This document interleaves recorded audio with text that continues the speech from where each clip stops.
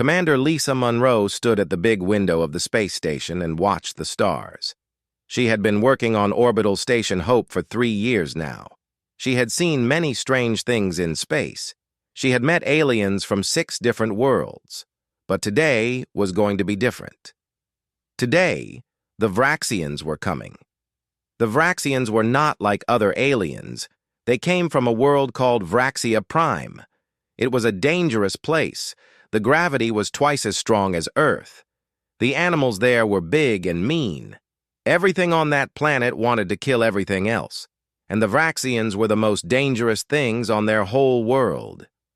Lisa had seen pictures of them. They stood 8 feet tall. Their bodies were covered in thick scales that could stop a bullet. They had claws on their hands and feet that could cut through metal. Their teeth were long and sharp, made for tearing meat. Their eyes glowed yellow in the dark. They were predators, real predators, the kind that hunted and killed to survive. But they were also smart, very smart. They had built spaceships and cities. They had art and music and stories. They cared for their families and worked together in groups. In many ways, they were just like humans, just bigger, and with more teeth. Lieutenant Kevin Park walked up to Lisa. He was a young man with black hair and a worried face. He was always worried about something. Today, he had a good reason to worry. "Commander," Kevin said, "I have news about the Vraxian visit." Lisa turned away from the window. "Good news or bad news?" "That depends on how you feel about children." Lisa raised one eyebrow. "Children?" Kevin looked at his tablet computer. "Ambassador Krath Vex has made a special request. He wants to bring his cubs to the station. All 6 of them." Lisa felt her stomach drop. Cubs. Vraxian cubs. Baby predators on her space station. "How old are they?" she asked. "The youngest is about 4 years old in human terms. The oldest is 7. They are all from the ambassador's family group." Lisa closed her eyes for a moment. She thought about what 6 young Vraxians might do on a human space station. The station was not built for creatures with claws. The walls were thin. The equipment was delicate. One wrong swipe from a cub's paw could break something important. "Why does he want to bring them?" Lisa asked. Kevin read from his tablet. "He says it is a Vraxian custom. When 2 groups meet to become friends, the young ones must be there. They say children learn faster than adults. If the cubs see humans as friends now, they will remember it their whole lives." Lisa had to admit that made sense. Humans did the same thing sometimes. School trips to other countries, exchange programs. The idea was the same. Teach the young ones early, and they grow up without fear or hate. "What do the cubs eat?" Lisa asked. "Meat, mostly. But they can eat human food. Dr. Hannah Cole from the science team has been studying Vraxian biology. She says the cubs can safely eat most things from our kitchen." Lisa nodded slowly. "All right. Tell the ambassador we accept. His cubs are welcome on the station." Kevin looked surprised. "Really? Commander, these are predator children. They have claws that can cut steel. What if something goes wrong?" Lisa put her hand on Kevin's shoulder. "Lieutenant, do you know what human children are like?" "I have 2 younger sisters, Commander." "Then you know that children are children, no matter what species they are. They run around. They make noise. They get into things they should not touch. They make messes. Vraxian cubs are probably the same. The only difference is that these cubs have sharper fingernails." Kevin did not look convinced, but he nodded. "I will send the message to the ambassador." After Kevin left, Lisa stayed at the window for a while longer. She watched a shuttle moving in the distance. Soon, that shuttle would bring the Vraxians to her station, a huge predator alien and 6 of his children. Lisa thought about her own childhood. She had grown up on a farm in Kansas. She remembered playing in the dirt with her brothers and sisters. She remembered getting mud on her clothes and grass in her hair. She remembered her mother trying to keep the house clean while 5 children ran around making messes. Maybe alien children were not so different after all. 3 hours later, the Vraxian shuttle docked with the station. Lisa stood in the docking bay with Kevin and Dr. Hannah Cole. Hannah was a small woman with brown hair and glasses. She studied alien life forms. She had been excited about the Vraxian visit for months. The door of the shuttle opened with a hiss. Lisa held her breath. Ambassador Krathvex came out first. He was enormous. His head nearly touched the ceiling of the docking bay. His scales were dark green, almost black. His yellow eyes swept across the room, looking at everything. When he saw Lisa, he made a low rumbling sound in his chest. "Commander Monroe," the translator device said in a flat voice, "I am honored to meet you. Thank you for welcoming my family to your station." Lisa stepped forward. She had to look almost straight up to see his face. "Ambassador Krathvex, the honor is ours. We are happy to have you here." Then the cubs came out of the shuttle.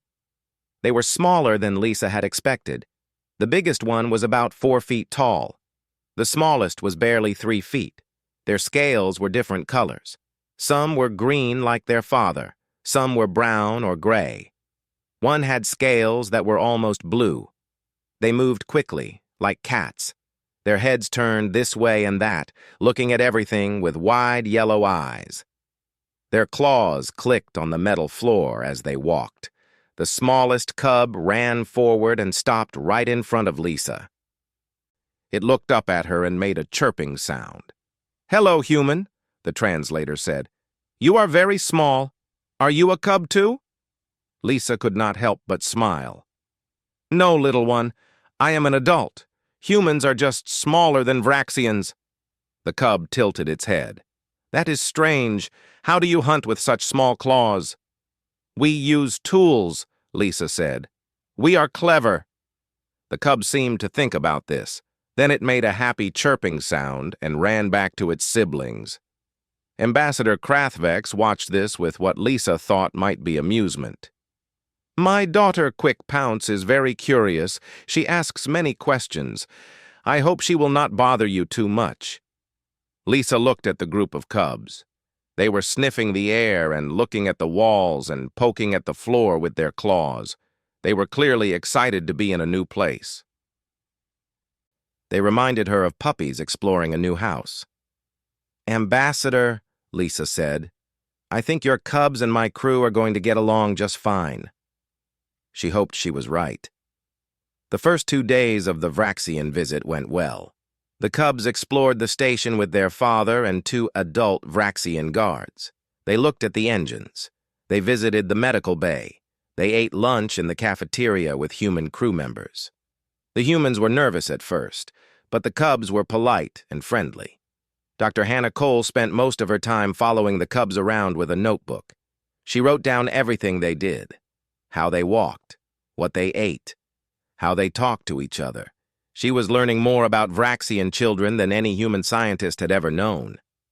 "They are fascinating," Hannah told Lisa on the second evening. "Their brains develop faster than human children. A 4-year-old Vraxian cub is as smart as a 7-year-old human. But they are still children. They play games, they argue with their siblings, they get bored easily." Lisa nodded. "Any problems so far?"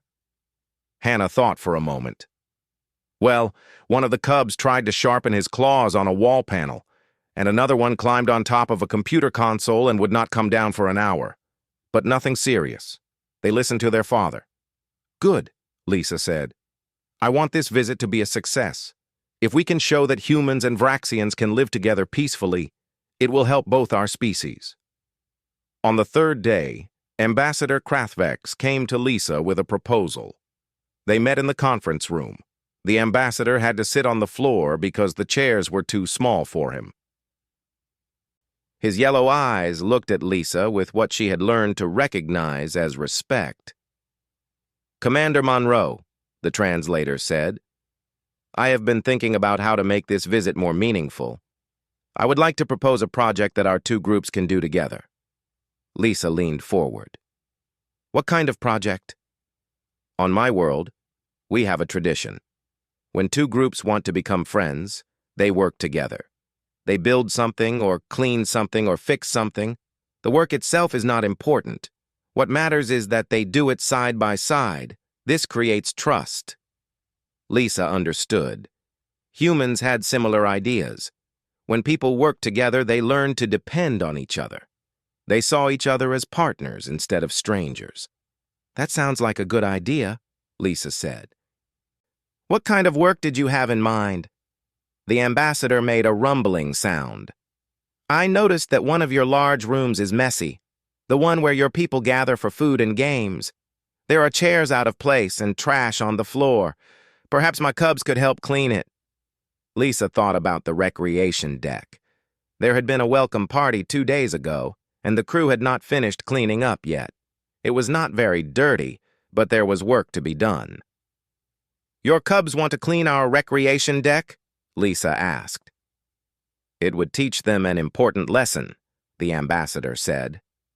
They would learn that humans value hard work and cleanliness, just like Vraxians do. And they would feel like they contributed something to your station. This would make them proud. Lisa had her doubts. 6 alien children cleaning a room on her space station. Many things could go wrong. But she could not say no. This was exactly the kind of cultural exchange that made diplomatic missions successful. All right, Lisa said. We can do that tomorrow morning. I will assign one of my crew members to supervise. The ambassador dipped his huge head. You honor us, Commander. My cubs will work hard. You will see. That night, Lisa called Ensign Tommy Liu to her office. Tommy was 23 years old. He had joined the station crew 6 months ago. He was good at fixing things and following orders. He was not good at dealing with unexpected situations. Tommy, Lisa said, I have a special job for you tomorrow. Tommy stood straight and tall. Yes, Commander. What do you need? You are going to supervise the Vraxian cubs while they clean the recreation deck. Tommy's face went pale. The cubs, Commander? The alien children? Yes. Ambassador Krathvex thinks it would be good for them to do some work on the station. He wants them to feel useful. Tommy swallowed hard. Commander, I do not know anything about alien children. I grew up with 3 older brothers. We fought all the time. I do not know how to take care of kids. Lisa smiled. You will be fine, Tommy. The cubs are well behaved. Their father has trained them to follow instructions. Just give them simple tasks and keep an eye on them. But what if something goes wrong? What if one of them breaks something? What if they use their claws on the equipment? Lisa stood up and walked around her desk. She put her hand on Tommy's shoulder. Tommy, I picked you for this job because I trust you. You are calm and patient. Those are the 2 most important things when dealing with children. Just treat them like you would treat any kid. Be clear about what you want them to do, be kind, and do not panic. Tommy did not look convinced, but he nodded. Yes, Commander, I will do my best. That is all I ask, Lisa said. Now go get some sleep. You have a big day tomorrow. After Tommy left, Lisa sat back down at her desk. She hoped she had made the right choice. Tommy was a good officer, but he had never dealt with anything like this before. 6 predator cubs with sharp claws and lots of energy. What could possibly go wrong? The next morning, Tommy arrived at the recreation deck early. He wanted to look at the room before the cubs arrived. The deck was a big, open space, about 2,000 square feet. There were tables and chairs scattered around. Some food containers sat on the tables from the party. Napkins and cups littered the floor. A few spills had dried on the ground. It was not too bad. Tommy thought the cleaning would take about an hour with human workers. With the cubs helping, maybe less. Or maybe much, much more. He set up 6 cleaning stations around the room. Each station had a bucket, some cloths, and a small broom.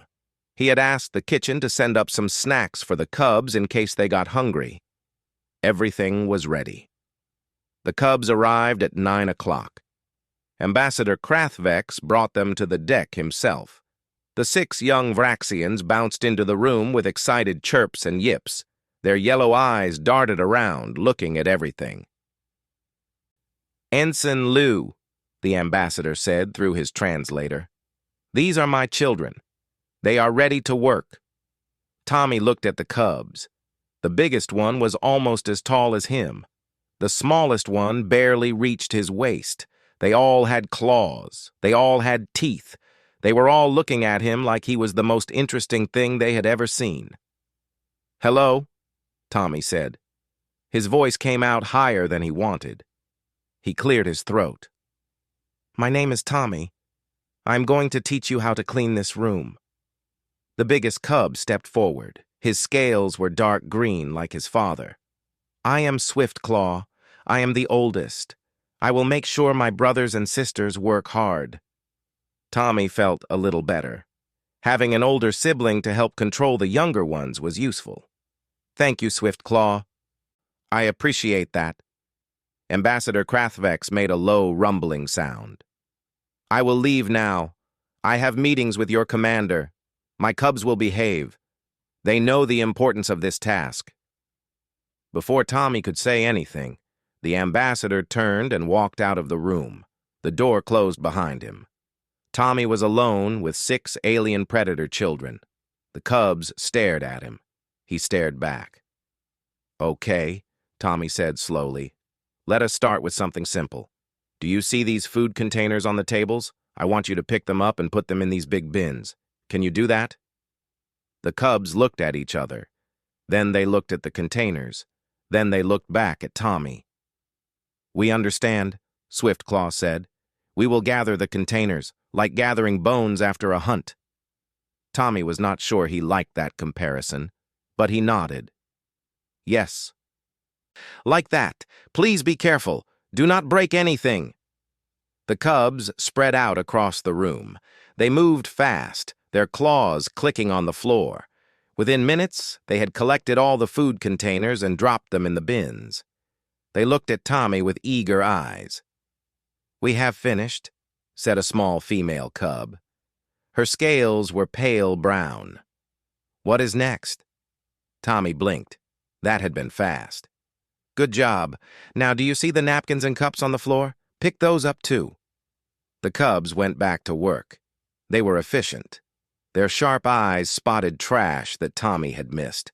Their quick hands grabbed items from under tables and behind chairs. In 10 minutes, all the loose trash was in the bins.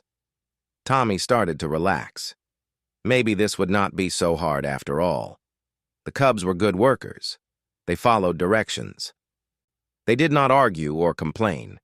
Then one of the medium-sized cubs found the spill.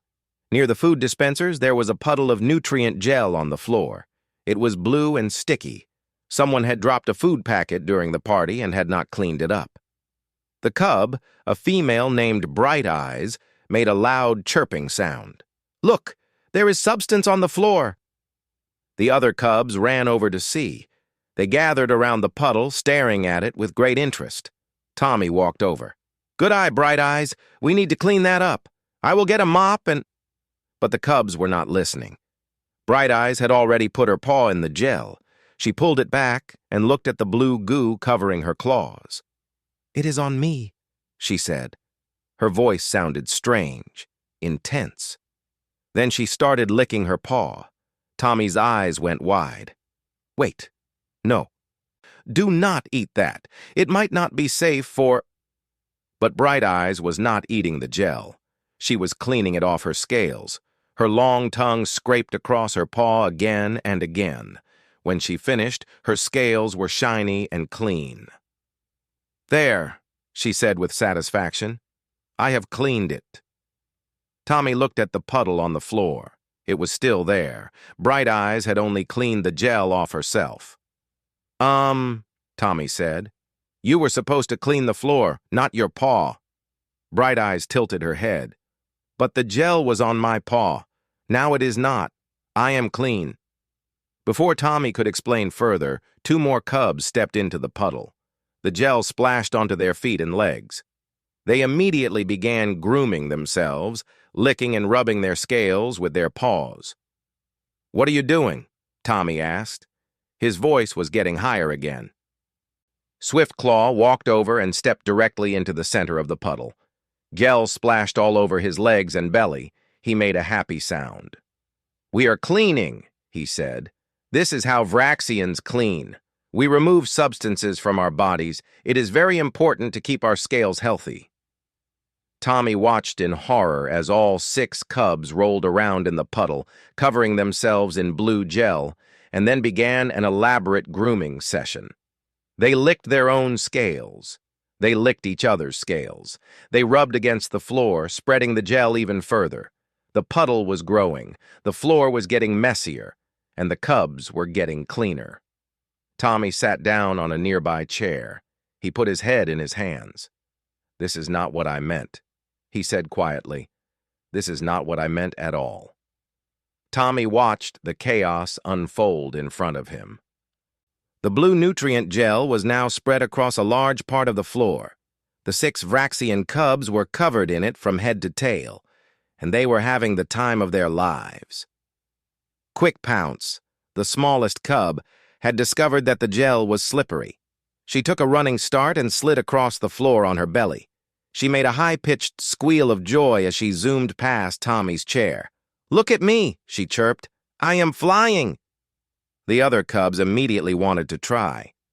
Soon all 6 of them were sliding across the floor in different directions. They crashed into each other and laughed. They spun in circles and cheered. They left trails of blue gel everywhere they went. Tommy stood up. He had to stop this. He was supposed to be supervising. He was supposed to be in control. "Everyone stop!" he shouted. "You need to stop right now." The cubs paused for a moment. They looked at him with their big yellow eyes. Then Swiftclaw tilted his head. "Why must we stop?" he asked. "We are cleaning. The gel is coming off the floor and onto us. Then we clean it off our scales. This is the correct way." Tommy opened his mouth to argue. Then he closed it again. From the cubs' point of view, they were doing exactly what he had asked. They were removing the gel from the floor. The fact that they were removing it by absorbing it into their scales and then licking it off was just a detail. "That is not how humans clean," Tommy said weakly. "But we are not humans," Bright Eyes said. "We are Vraxians. We clean the Vraxian way." Tommy could not argue with that logic. He sat back down in his chair and pulled out his communicator. He needed help. He needed someone who understood alien children. "Ensign Liu to Dr. Cole," he said. "Please come to the recreation deck. I have a situation." "What kind of situation?" Hannah's voice came through the speaker. Tommy looked at the cubs.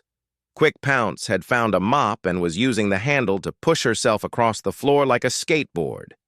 2 other cubs were building a ramp out of stacked chairs. "Just come quickly," Tommy said. "Please." While Tommy waited for help, the cubs continued their game. They had figured out that the cleaning solution in the buckets made the gel even more slippery. One of the cubs dumped an entire bucket on the floor. The others cheered. Now there was a huge puddle of blue gel mixed with cleaning fluid. The cubs slid through it at high speed, leaving colorful foam in their wake. They looked like they were swimming on land. The biggest cub, Swiftclaw, organized his siblings into teams. One team would build ramps and obstacles. The other team would slide through them. They kept score by counting who could slide the farthest without crashing. Tommy had to admit they were creative. The ramps were actually well designed. The cubs worked together smoothly, each one knowing their role. This was probably how they learned to hunt as a pack on their home world. Except instead of chasing prey, they were chasing fun. The door opened, and Dr. Hannah Cole walked in. She stopped at the edge of the disaster zone and stared. "Oh my," she said softly. Tommy stood up and walked carefully toward her, trying not to slip on the wet floor. "Dr. Cole, I do not know what happened. One minute they were picking up trash. The next minute they were rolling in gel and sliding across the floor."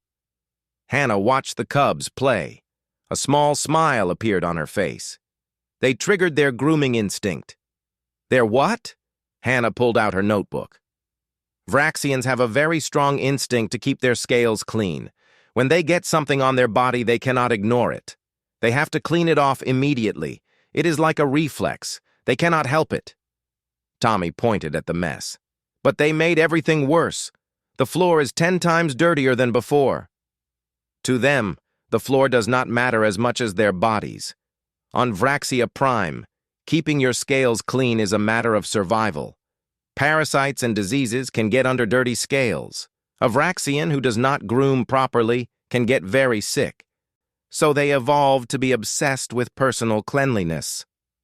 Tommy watched as Quick Pounce slid past, her scales now gleaming under the foam. She does look very clean. She is probably the cleanest she has been in weeks, Hannah agreed.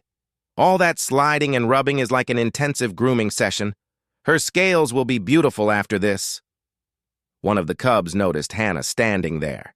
He bounded over, leaving wet footprints on the floor. "Dr. Human," he chirped, "come play with us. The floor is very good for sliding." Hannah laughed. "Thank you for the invitation, but humans do not slide on their bellies. We would hurt ourselves." The cub looked confused. "How do you clean yourselves then?" "We use water and soap in a special room called a shower." The cub's eyes went wide. "You clean in a room? Not on the floor?" "Not on the floor, no." The cub turned to his siblings. "Did you hear that? Humans clean in a room. How strange." The other cubs stopped sliding to listen. They gathered around Hannah, dripping foam and gel. Their yellow eyes were full of curiosity. "Do you clean each other?" Bright Eyes asked. "We always clean each other. It is how we show love to our family." Hannah shook her head. "Most humans clean themselves alone. We only help clean others if they are very young or very old or sick." The cubs looked at each other with what Tommy thought might be pity. "That sounds lonely," Swiftclaw said. "On our world, grooming time is family time. We sit together and clean each other's scales. We talk and laugh. It is the best part of the day." Tommy felt something shift in his chest. He had been so focused on the mess that he had not thought about what the cubs were actually doing. They were not just playing. They were bonding. They were doing something that was deeply important in their culture. "We have different ways," Tommy said slowly, "but maybe that is okay. Different is not wrong. It is just different." Swift Claw looked at him with new respect. "You are wise for a small human." "Thank you," Tommy said. "I think." Hannah pulled Tommy aside while the cubs went back to their sliding game. "We should let them finish," she said quietly. "This is actually very good for them. They are getting excellent exercise and they are strengthening their bonds with each other." "But the mess," Tommy said. "Commander Monroe is going to be very upset. We can clean the mess after the cubs are done. The important thing is that they are having a positive experience. This is what diplomacy is about. Learning to understand each other, even when that understanding gets a little messy." Tommy looked at the recreation deck. It was a disaster. Blue gel and foam covered most of the floor. The chairs had been rearranged into strange structures. The cleaning supplies were scattered everywhere. But the cubs were happy. They were laughing and playing and helping each other. They were being children. Tommy smiled despite himself. "All right, let them play. But I am not cleaning this up by myself." Hannah laughed. "Fair enough. I will help. And I suspect the cubs will help too, once they understand what we need." For the next hour, the cubs continued their game. They invented new sliding techniques. They built bigger ramps. They had competitions to see who could spin the most times before stopping. They were creative and energetic and completely covered in blue foam. Tommy sat on a dry chair in the corner and watched. He had given up on stopping them. Instead, he started taking notes on his tablet. He wrote down which cubs were the leaders. He noted how they resolved arguments. He observed how they made sure everyone was included. These were predator children from a death world. Their instincts were built for hunting and fighting, but right now, they were just kids having fun. They laughed and played and made messes, just like human children did. When Quick Pounce finally got tired and curled up next to Tommy's chair, he realized something important. She trusted him. This small predator, with claws that could cut through metal, trusted him enough to rest near him with her eyes closed. Tommy looked at the sleeping cub. Her scales were shiny and clean. Blue foam still clung to her tail. She made small chirping sounds as she dreamed. "You know what?" Tommy said quietly to Hannah. "This might be the weirdest day of my life, but it is also pretty great." Hannah smiled and sat down next to him. "Welcome to Xenodiplomacy, Ensign Liu. It is always an adventure." In the corner of the room, Swiftclaw was helping his younger siblings clean the last bits of gel off their hard-to-reach spots. He looked up and saw Tommy watching. "Human Tommy," he called out, "you have been a good supervisor. You did not yell at us too much. We appreciate this." Tommy laughed. "You are welcome, Swiftclaw. Though I think you cubs taught me more than I taught you today." "That is how it should be," Swiftclaw said seriously. "The young teach the old teach the young. Everyone learns together." Tommy nodded slowly. There was wisdom in that. Wisdom from a 7-year-old alien predator covered in cleaning foam. The universe was a strange and wonderful place. Commander Lisa Monroe got the call from Dr. Hannah Cole at noon. She was in the middle of a meeting with Ambassador Krathvex about trade agreements. They had been talking for 2 hours about mineral rights and shipping routes. It was important work, but very boring. When her communicator beeped, Lisa almost felt relieved. "Excuse me, Ambassador, I need to take this." Krathvex dipped his massive head. "Of course, Commander."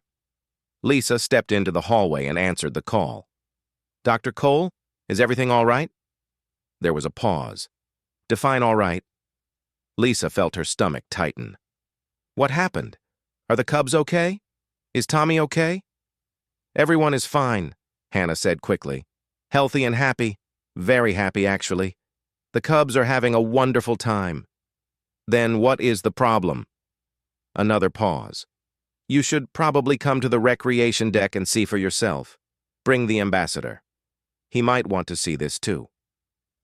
Lisa ended the call and went back to the conference room. "Ambassador, there seems to be a situation with your cubs. Dr. Cole suggests we go to the recreation deck." Krathvex stood up immediately. His yellow eyes showed concern. "Are they hurt?" "No, they are fine. But something has happened." "I think we should go see." They walked quickly through the station corridors. Krathvex had to duck under doorways and turn sideways to fit through some passages. Humans had not designed this station with 8-foot-tall predators in mind. When they reached the recreation deck, Lisa stopped at the door. She could hear sounds from inside. Laughing, chirping, splashing. She opened the door and stared. The recreation deck looked like a disaster zone. Blue and white foam covered almost every surface. The floor was slippery and wet. Chairs had been stacked into towers and ramps. Cleaning supplies were scattered everywhere. In the middle of all this chaos, 6 Varaxian cubs were sliding across the floor on their bellies. They zoomed past each other, laughing and chirping. Their scales were covered in foam but gleamed underneath. They looked extremely happy. Tommy Lou sat in a chair in the corner. His uniform was covered in blue stains. He had foam in his hair, but he was smiling. Dr. Hannah Cole stood nearby, writing in her notebook. She looked up when Lisa and the ambassador entered. "Ah, Commander, Ambassador, welcome to the great cleaning project." Lisa opened her mouth, closed it, opened it again. "What happened here?" Hannah explained about the grooming instinct. She told them how the cubs had found the gel and could not resist cleaning it off themselves. She described how the cleaning had turned into a game, and the game had turned into this. Ambassador Krathvex watched his cubs play. His expression was hard for Lisa to read. She worried that he might be angry or embarrassed. Then the ambassador made a sound. It started deep in his chest and rumbled up through his throat. Lisa had never heard anything like it. He was laughing. "My children," Krathvex said through his translator. "They are so predictable. I should have warned you about the grooming instinct. I forgot that humans would not know." Lisa relaxed a little. "So this is normal for Vraxian cubs?" "Very normal. When my siblings and I were young, we once tried to clean a river. We spent 3 days covered in mud and water plants. Our mother was not happy." Lisa tried to imagine 6 baby versions of the huge ambassador rolling around in a river. It was a funny picture. "Did you get the river clean?" she asked. Krathvex made the laughing sound again. "No, we got ourselves clean. The river stayed dirty. But we had a wonderful time." Quick Pounce noticed her father standing by the door. She bounded over, leaving wet footprints on the floor. Her scales were shiny and bright under the foam. "Father, Father, look how clean I am. Human Tommy let us clean ourselves properly." Krathvex bent down to examine his daughter. He ran one massive claw gently along her scales. "You are very clean, little one. The cleanest I have seen you in months. What about your siblings?" "They are all clean too. We cleaned each other. It was so much fun." The ambassador looked at his daughter with obvious affection. Then he looked at Tommy, who was still sitting in his foam-covered chair. "Human Tommy," Krathvex said, "you allowed my cubs to clean themselves properly? You did not stop them?" Tommy stood up nervously. "I tried to stop them at first, Ambassador, but then Dr. Cole explained about the grooming instinct. She said it was important for them, so I let them continue." Krathvex walked over to Tommy. The young man looked tiny next to the huge alien. For a moment, Lisa worried that something bad might happen. Then Krathvex did something unexpected. He placed his massive clawed hand on Tommy's shoulder, very gently. "You are a good caretaker," the ambassador said. Many adults would have forced the cubs to stop. They would have seen only the mess and not the need. You saw what my children truly required. This shows wisdom. Tommy blinked in surprise. "Thank you, Ambassador. I just wanted them to be happy." "And they are happy. Look at them." Everyone looked at the cubs. They had stopped sliding and were now sitting in a circle, grooming each other. They picked bits of foam out of each other's scales. They made soft chirping sounds as they worked. It was peaceful and sweet. "This is what family looks like on my world," Krathvex said softly. "We work together. We clean together. We care for each other. Your human Tommy understood this without being told." Lisa walked carefully across the wet floor to stand beside her officer. "Tommy, I have to admit, this is not what I expected when I gave you this assignment." Tommy laughed nervously. "It is not what I expected either, Commander, but I learned a lot today." "What did you learn?" Tommy looked at the cubs. "I learned that children are children, no matter what species they are. They want to play, they want to explore, they want to be with their family. The Vraxian cubs are different from human children in many ways, but they are the same in the ways that matter most." Lisa nodded slowly. "That is a good lesson." Dr. Hannah Cole came over to join them. "Commander, I have been taking notes all day. I have learned more about Vraxian child development in the last few hours than from months of reading reports. This mess was actually a gift." "A very wet and blue gift," Lisa said, looking around at the destroyed room. "But a gift nonetheless." Swiftclaw finished grooming his youngest sibling and walked over to the adults. He stood straight and tall, trying to look dignified despite the foam still clinging to his tail.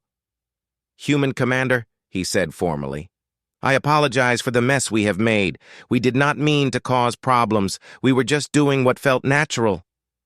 Lisa looked at the young predator. Someday, he would grow to be as large and powerful as his father. He would have claws that could tear through metal and teeth that could crush bone. But right now, he was just a kid who had gotten carried away while playing. Swiftclaw, Lisa said, do not apologize. Today was a learning experience for all of us. Your people learned something about humans.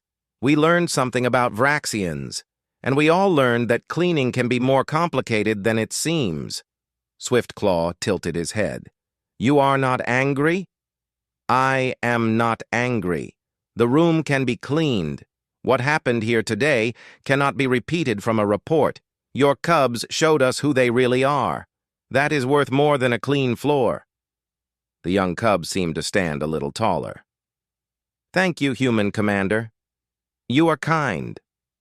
Ambassador Krathvex made a pleased rumbling sound. Commander Monroe, you continue to impress me. Most leaders would see only the damage and the disruption. You see the opportunity. Lisa smiled. Ambassador, I have 5 siblings.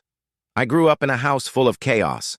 This is nothing compared to what happened when all 6 of us tried to bake a cake for our mother's birthday. We destroyed the kitchen, but my mother still has the picture of us covered in flour and frosting. It is her favorite memory. The ambassador's yellow eyes brightened. You understand, family? This is good. This is very good. Around them, the cubs finished their grooming session. They stood up and shook themselves like wet dogs, sending droplets of foam flying everywhere. Then they gathered in front of the adults, looking clean and proud and slightly tired. We are ready to help clean the floor now, Quick Pounce announced. We have cleaned ourselves. Now the world must follow. Hannah laughed. That is very philosophical for someone your age. It is what our mother always says, Quick Pounce explained. First you take care of yourself. Then you can take care of others. It is the Vraxian way.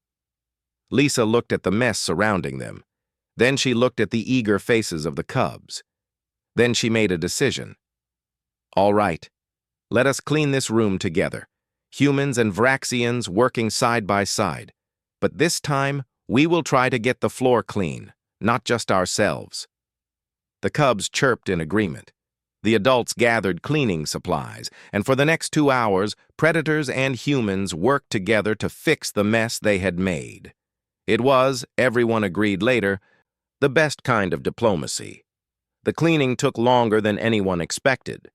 Not because the work was hard, but because the cubs kept finding new ways to make it fun. When Quick Pounce discovered that the mop heads could be thrown like frisbees, a game broke out between the cubs and some of the human crew members. Lieutenant Kevin Park proved to be surprisingly good at catching mop heads thrown by excited predator children. When Bright Eyes figured out that wet cloths made squeaking sounds when rubbed against the windows, all 6 cubs spent 20 minutes making music by wiping glass at different speeds. Dr. Hannah Cole recorded the whole thing on her tablet. When Swiftclaw tried to show a young human ensign how to properly squeeze water out of a cloth using just his claws, the ensign ended up soaking wet and laughing harder than he had laughed in months. By the time the recreation deck was finally clean, something had changed on Orbital Station Hope. The humans were not afraid of the Vraxian cubs anymore. The cubs were not strange about the tiny humans anymore. They had worked together. They had played together. They had made memories together. Commander Lisa Monroe stood at the edge of the now spotless room and watched her crew interact with the young Vraxians. A group of off-duty engineers were teaching the cubs how to play a card game. The cubs did not fully understand the rules, but they were having fun anyway. Ambassador Krathvex came to stand beside her. His massive form blocked out the light from the overhead panels. Commander Monroe, he said through his translator, I must thank you for what happened today. Lisa looked up at him. Thank me? Your cubs made a huge mess of my recreation deck. Yes, and in making that mess, they showed your people who they truly are. Not predators, not monsters, just children who want to play and be loved. Lisa thought about that. The ambassador was right. Before today, most of her crew had seen the Vraxians as dangerous aliens. They were polite and professional, but they kept their distance. Now, after watching the cubs slide around in foam and groom each other and invent games, they saw something different. They saw people, strange-looking people with claws and teeth, but people nonetheless. "Ambassador," Lisa said, "I have a proposal for you." "I am listening." "The Galactic Council is meeting next month on Station Harmony.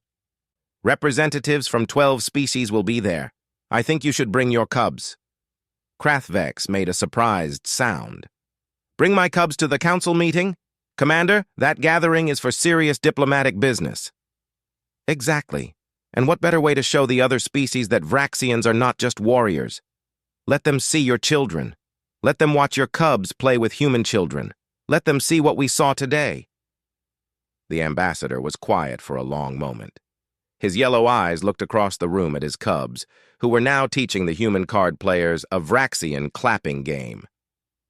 "You think this would help our people?" he asked. "I think it would help everyone. The galaxy is full of species who are afraid of each other. We look at differences and see danger. But children do not do that. Children look at differences and see interesting. They make friends across species lines without even thinking about it." Krathvex watched his youngest daughter, Quick Pounce, climb onto the shoulders of a human lieutenant who was laughing and trying not to fall over. The small predator cub sat on the human like she belonged there. "Perhaps you are right," the ambassador said slowly. "Perhaps our children can teach us things that adults have forgotten." Lisa nodded. "That is what I believe. Adults build walls. Children knock them down."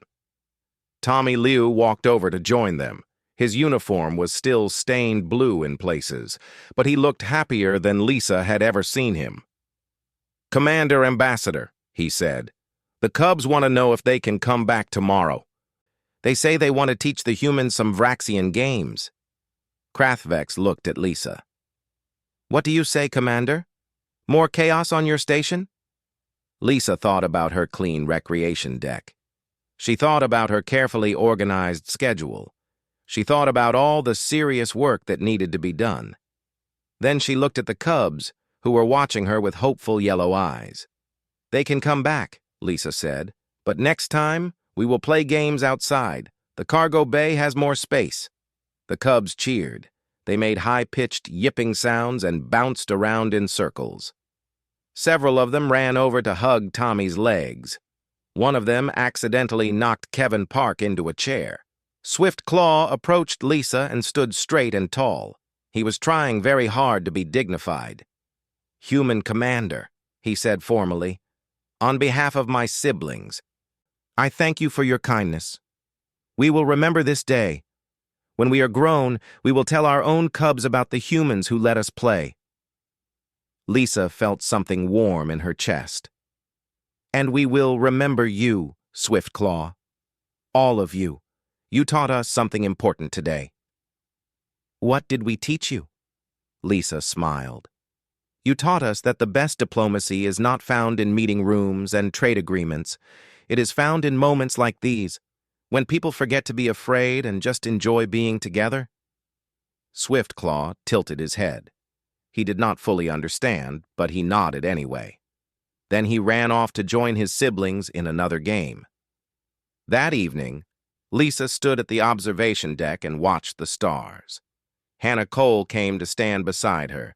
They were both tired but satisfied. "Dr. Cole," Lisa said, "what are you going to put in your report about today?" Hannah smiled. "I am going to write about grooming instincts and play behavior and social bonding through shared activities. Very scientific." "And what are you really going to remember?" Hannah laughed. "I am going to remember Quick Pounce asking if she could keep Tommy as a pet, and Tommy's face when the translator repeated her question." Lisa laughed too. Did she really say that? She said humans are small and friendly and easy to care for. She thought Tommy would make an excellent companion animal. Lisa shook her head. "What did Tommy say?" "He said he was flattered, but he needed to stay with his own species." Quick Pounce was disappointed but understood. They stood in comfortable silence for a while, watching the stars turn slowly outside the window. "Do you think this visit will change things?" Hannah asked. Lisa thought about the question carefully. "I think it already has. My crew will go back to their homeworld someday. They will tell their families about the predator cubs who helped clean the recreation deck.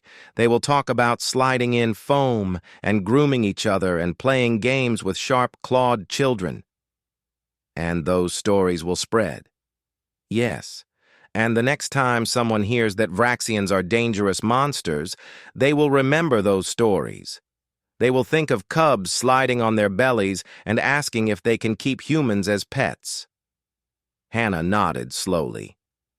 "One day of chaos might do more for human-Vraxian relations than a year of formal diplomacy. That is what I am hoping." The door to the observation deck opened. Quick Pounce came running in, followed by her father. The small cub had something clutched in her claws. "Human Commander," she chirped, "I made something for you." She held up a small object. It was a braided cord made from strips of cloth, probably torn from the cleaning rags. It was messy and uneven, but it had been made with care. "It is a friendship band," Quick Pounce explained. "We make them on my world. You give them to people you like. I like you, so I made one for you." Lisa knelt down to take the gift. The cord was slightly damp and smelled like cleaning solution. It was the most precious diplomatic gift she had ever received. "Thank you, Quick Pounce," Lisa said. Her voice was thick with emotion. "I will wear it always."